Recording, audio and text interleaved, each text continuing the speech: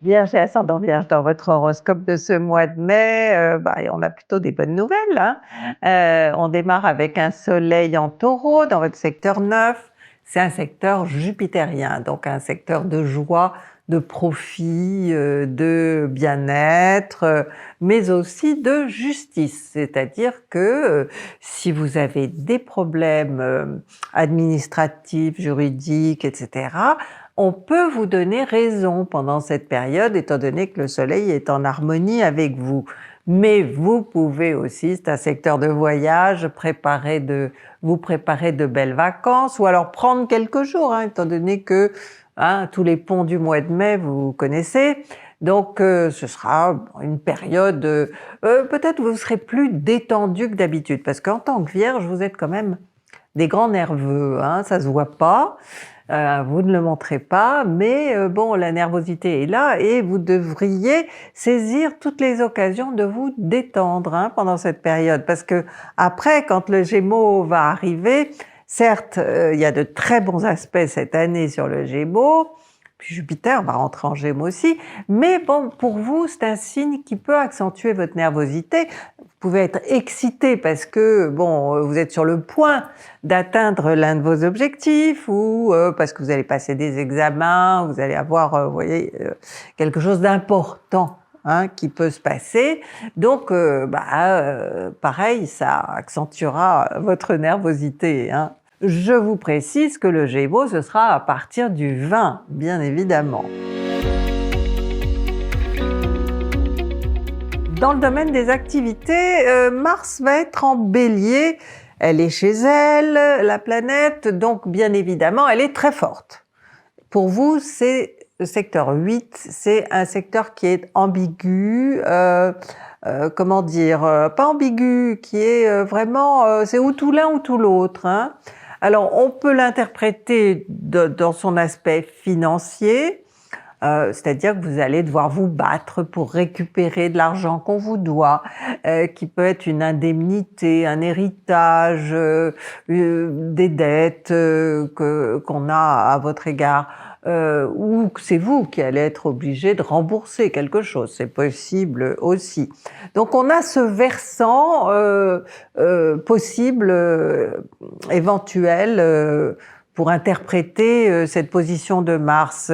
Mais le secteur 8, c'est également un secteur qui parle de possessivité et de jalousie. Alors, est-ce que c'est vous qui allez être jaloux et que ce sera accentué par cette position de Mars, ou alors est-ce que vous allez susciter la jalousie des autres? Ça arrive que les autres soient jaloux de vous, c'est même très humain, surtout si vous réussissez quelque chose, si vous atteignez un objectif, ou si vous, avec ces planètes en secteur 9, Taureau, là, dont je vous parlais tout à l'heure, vous pouvez atteindre quand même une certaine position, un certain statut, qui fait que, on vous envie et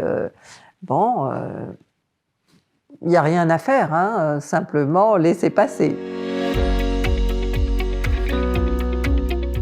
Côté cœur, Vénus aussi est en Taureau, donc de ce côté-là, côté amour ou argent, ça va très bien se passer. Donc c'est normal qu'il y ait de la jalousie autour de vous, puisque vous semblez être mieux servi que d'autres signes.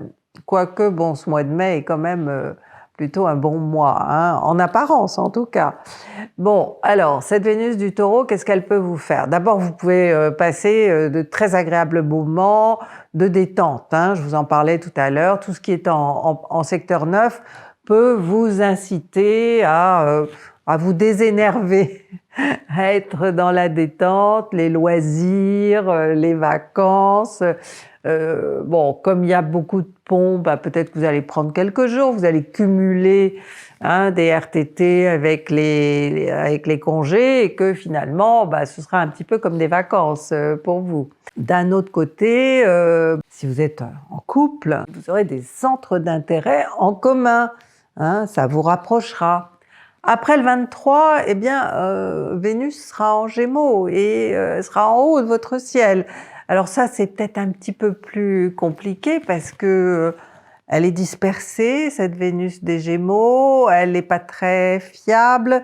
Alors est-ce que le côté jalousie, là, ne va pas s'appliquer à votre conjoint, votre partenaire, votre ami, que vous trouverez, qui regardera un petit peu de tous les côtés, hein, bon, et vous aurez un œil sévère hein, sur lui ou sur elle.